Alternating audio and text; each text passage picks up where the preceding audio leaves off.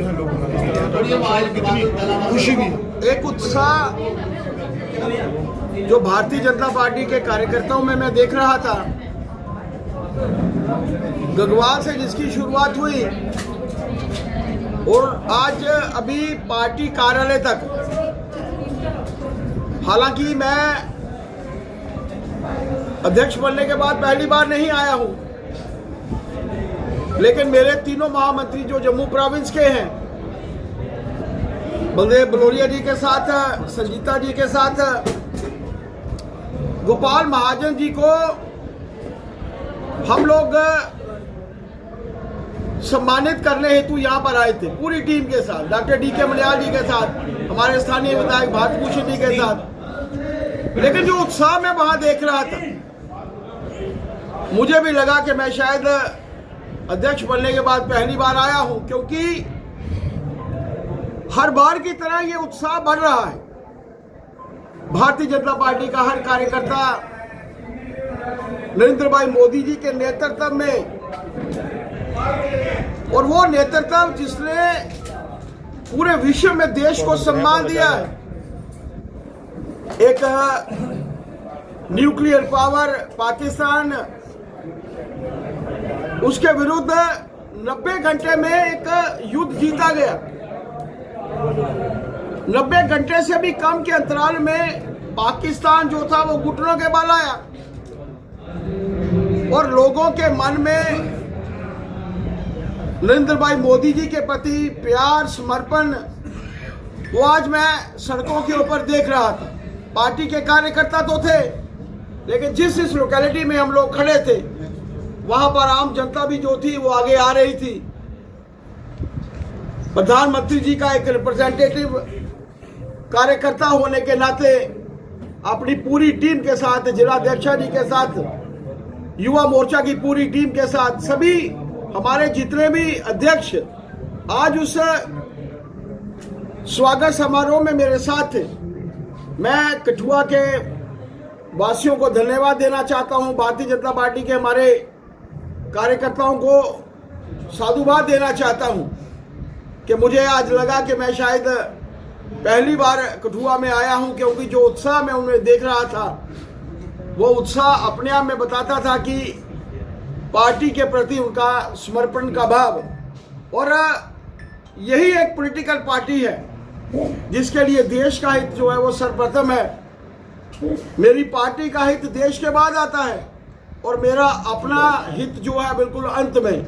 यही हमारे कार्यकर्ता की पहचान है। मैं, हमारी पूरी टीम, जो जितने भी मेरे महामंत्री आज मेरे साथ हैं, खासतौर पर गोपाल जी, उनके प्रयासों की, जिलाध्यक्षा जी के प्रयासों की सराहना करना चाहता हूं कि मुझे दोनों महामंत्रियों के साथ, पूर्व हमारे मंत्री और डॉक्टर डी.के. मलयाल जी विधायक और हमारे यहाँ के स्थानीय विधायक भारत भूषण जी के साथ मिलकर इस कार्यक्रम में सम्मिलित होने का मौका मिला है। आप सबका भी बहुत बहुत साधुवाद। जय भारत, जय हिंद। सौंपी गई है, आम कार्यकर्ता को भी नहीं मालूम होता कि कब कौन सा पद जो है वो पार्टी की तरफ से दे दिया जाएगा। ये खास तौर पर आपके कार्यकर्ताओं के लिए कितना अहम रहता है, क्योंकि उन्हें मालूम ही नहीं होता कब कौन सी बड़ी जिम्मेदारी सौंप दी जाए, कब उन्हें उनके जो कार्यशैली है, उनके काम करने का तरीका है, उस पर जो है वो पार्टी नजर। पार्टी बहुत सोच समझकर विचार करती है। वंशवाद की पॉलिटिकल पार्टी हमारी भारतीय जनता पार्टी नहीं है।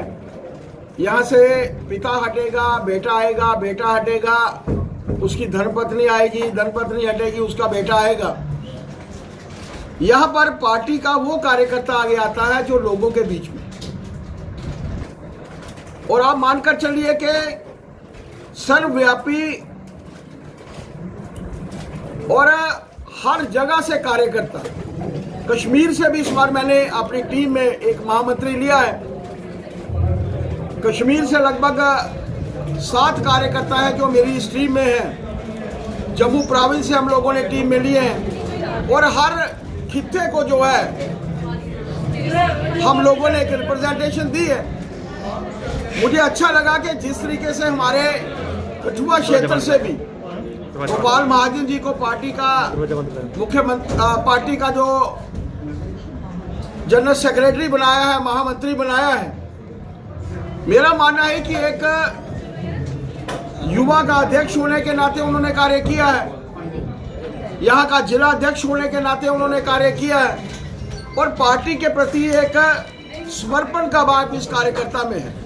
जैसे मैंने कहा सर्वस्पर्शी सर्वव्यापी, तो उसी को मद्देनजर रखते हुए सभी एरियाज को रिप्रेजेंटेशन देते हुए हमने कोशिश की है कि नौजवान टीम, नई टीम इस बार पार्टी ने बनाई है। आगामी आने वाले समय में हमारे पास चुनाव भी हैं। बड़े कोई चुनाव तो हमारे सामने सीधे तौर पर नहीं है, लेकिन लोकल बॉडीज के चुनाव हैं, पंचायतों के चुनाव हैं, बीडीसीज के चुनाव हैं, डीडीसीज के चुनाव हैं। तो ऐसे समय में मेरा मानना है कि हमारी जो नई टीम है वो सक्षम है लोगों के बीच में जाकर अपना कार्य करने में भी सक्षम है और आगामी आने वाले जो चुनाव हैं वो भी हम लोग जो है वो जीतने में सक्षम। शर्मा साहब, कांग्रेस पार्टी लगातार स्टेटहुड की मांग कर रही है। दिल्ली में भी जाकर उन लोगों ने प्रदर्शन किया और लगातार वो कह रहे हैं कि जिस तरह से वायदे किए गए थे वो उस पर खरा नहीं उतरा जा रहा और स्टेटहुड जो है वापस नहीं रिस्टोर की जा रही। कांग्रेस पार्टी एक ऐसी पार्टी है जो किसी समय देश की सबसे बड़ी पॉलिटिकल पार्टी थी, लेकिन आज ये पार्टी हाशिए पर खड़ी हुई पार्टी है और उससे भी नीचे जा रही है। 3 बार लोकसभा के चुनाव में तिहाई का आंकड़ा भी जो है नहीं छू पाना, और ऐसे समय में उनके नेताओं को लगता है कि वो सड़कों के ऊपर नहीं है, क्योंकि लोग जब सड़कों के ऊपर आते हैं, नेता सड़कों के ऊपर आता है तो लोग देखते हैं। जब उनको पता है कि जम्मू में भी असेंबली में भी हमारे मात्र 6 विधायक हैं, तो ऐसे समय में वो सड़कों पर आकर बताना चाहते हैं कि वो इस प्रदेश के हित की बात कर रहे हैं। मानकर चलिए उन्होंने ना देश का हित किया है ना प्रदेश का हित किया है। आज प्रधानमंत्री जी ने लगातार से अपने बयानों में कहा है कि उचित समय आने का इंतजार कीजिए। आप मानकर चलिए उनका कहा पत्थर के ऊपर लकीर की तरह है। उचित समय आने पर स्टेटहुड जो है हमें अवश्य मिलेगी। ये सड़कों पर जाकर मात्र आम जनता को गुमराह करने का जो है वो प्रयत्न कर रहे हैं। आखिरी सवाल रहेगा, क्या देखते हैं कि जब चुनाव हुए थे कांग्रेस और एनसी ने मिलकर चुनाव लड़े, लेकिन चुनाव के बाद वो सरकार का हिस्सा नहीं बनी और आज कांग्रेस के ही पूर्व अध्यक्ष जो हैं वो सीधे तौर पर उमर अब्दुल्ला को टारगेट कर देते हैं, उनकी पार्टी को टारगेट करते हैं। आखिर क्या जताना चाहते थे? चुनाव साथ में लड़े लेकिन आज एक दूसरे के खिलाफ ही बोला जा रहा है। आप समझ सकते हैं कि भारतीय जनता पार्टी ने जब एनडीए के अंतर्गत चुनाव लड़े थे, हम लोग एक समय में 300 से भी ऊपर भारतीय जनता पार्टी एनडीए गठबंधन की सीटें थी। भारतीय जनता पार्टी की अपनी सीटें जो थी वो 300 थी। हम चाहते अपने लेवल पे भी सरकार बना सकते थे, लेकिन प्रधानमंत्री जी ने एनडीए के तौर पर जो सभी पॉलिटिकल पार्टियों के साथ वादा किया था वो वादा लगातार से जो है वो निभा रहे हैं। लेकिन ये वो पॉलिटिकल पार्टीज हैं जिन्होंने कभी हमारे प्रदेश के हित के लिए काम नहीं किया। आपको ध्यान होगा कि जब भारतीय जनता पार्टी पीडीपी गठबंधन सरकार थी तो उस वक्त भी जो यहाँ का वातावरण खराब हुआ था तो वो सीधे तौर पर इन्हीं 2 पॉलिटिकल पार्टीज के कारण हुआ था।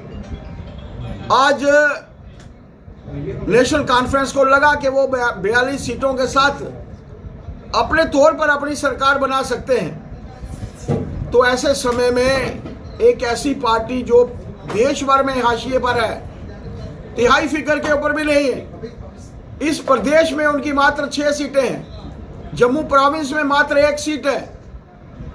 ऐसे समय में उन्हें लगा कि क्यों इस पॉलिटिकल पार्टी को जो हाशिए के ऊपर है, जो कोई मायने नहीं रखती, क्यों उसको सत्ता में जो है वो हिस्सेदार बनाना चाहिए। जिसके चलते आप लोग देख रहे हैं कि समय समय पर इन लोगों ने इकट्ठे मिलकर चुनाव लड़ा है।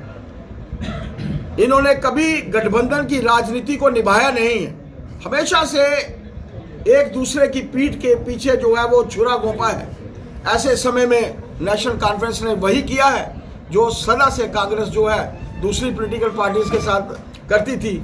मेरा मानना है कि इसीलिए कांग्रेस जो है आज हाशिए के ऊपर खड़ी हुई पॉलिटिकल पार्टी है। आप सबका बहुत बहुत